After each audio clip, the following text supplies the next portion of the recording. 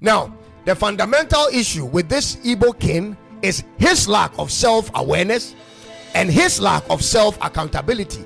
And this even extends to African leadership in general. Ladies and gentlemen, when you accept to be in a position of leadership, you must always know where you are at all times, to know how to act at all times and speak accordingly. Let me help him here. He's forgotten that he is a foreigner in Ghana. He has mistaken the hospitality of Ghanaians to mean that he is an indigent. This is where his problems actually originated. Ghana accepted him and allowed him to live here and do well for himself. That is a fact. And because of that and his support for some people in the local community and perhaps his dealings with politicians, he began to think of himself as actually a Ghanaian and wished to be acknowledged as such, ladies and gentlemen. But no, you aren't a Ghanaian by any stretch of your imagination. And for that reason, Mr. Igbo King, your kingdom is irrelevant to us Ghanaians, except that you wish to establish it on our soil. Do you really think we have time to follow up on what you want to do, if not because you wish to do it in Ghana? Think about it. This is why I'm insisting that self-awareness at all times is a fundamental requirement for anyone who aspires to be a leader. You forgot who you are in Ghana for a minute, and when videos started coming out of your intentions, ladies and gentlemen, you immediately concluded that someone hates you or is against you. Who has the time to do that? The contradictions in your own videos makes you come off as a person that cannot be trusted. If I were you or in your advisory team, I would suggest you hold back for a while and let the whole thing die down. Secondly, you lack self-accountability, and I'm really sorry I have to be blunt with you on this.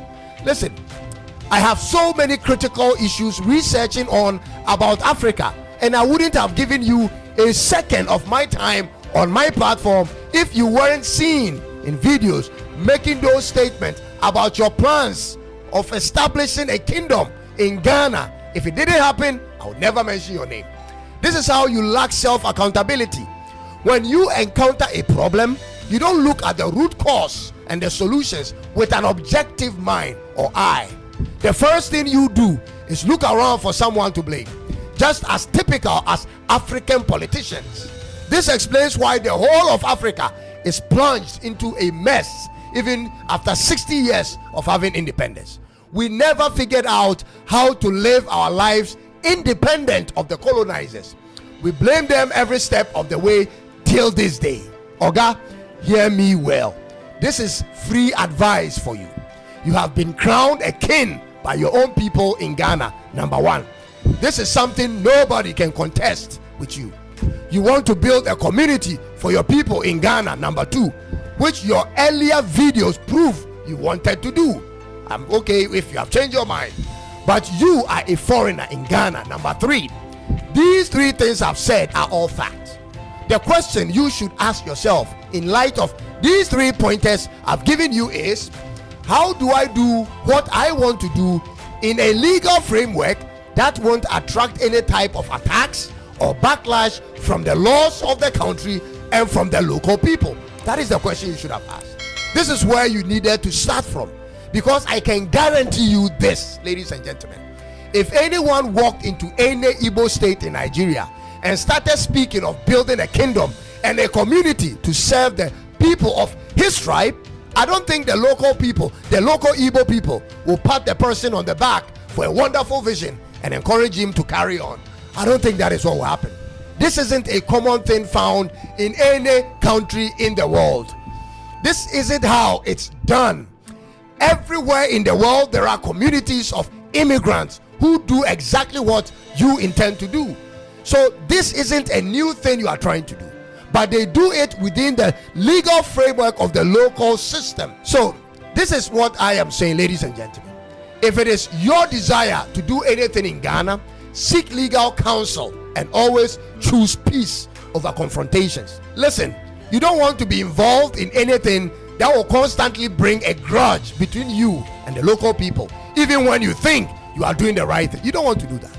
That's bad for your reputation, especially when you know you are not from here. What you want to do is to do things that will elevate you to gain the respect and hospitality that comes to you naturally from the people of the country. Those are things that are done carefully and strategically, not with force nor an exhibition of an authoritarian attitude. You won't succeed like that. Ladies and gentlemen, the moment you want to parade yourself around as a king and talk of a kingdom and stuff like that, everybody's antenna will go up, because we are not looking to add more kings to what we have in Ghana. Ghana already has serious chieftaincy and tribal problems that has lasted even before I was born to deal with. We have tribes in the north that have fought over their kingdoms till this day. We definitely aren't doing window shopping for more kingdoms. And I respect your recent interviews of what you are saying now, Oga, that what you want to do is a real estate sort of, and not necessarily a kingdom. That's totally welcome, Oga, so long as it will be sold or open to all people irrespective of their nationality. This is how Ghana has been peaceful. Here in Ghana, we intermarry. Our family structures are a mixture of all tribes and religious backgrounds. We have some good level of unity in our diversity. We live in other regions and cities peacefully. This is what our founding father Osajefo Kwame Nkrumah gave us through the boarding secondary school system.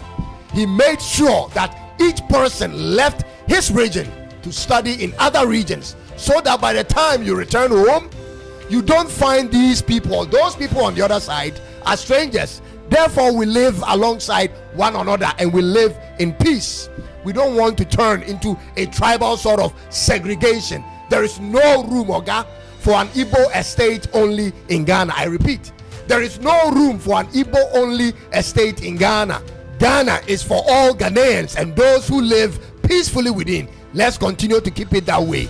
And look, Oga, this additional advice may also help you. Be careful of the promises you get from politicians. They may take your money today and assure you of such and such until the laws of Ghana catches up with you on something, Oga. That's when those same politicians' phones will be off or unreachable. You have to always know that ultimately politicians care more about their political positions than your reputation, Oga, and therefore they will betray you when convenient and turn away from you when they realize that their association with you can temper with their political future. Trust me on this. And also remember, political positions keep changing in Ghana, unlike in Nigeria.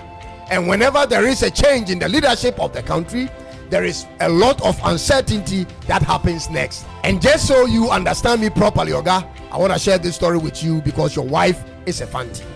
There was a man by name Papa Kwesi Indum who was a leader of a political party in Ghana. At one point, he left his party and joined forces with the MPP party to win in the 2000 elections, and even got appointed as a minister of state.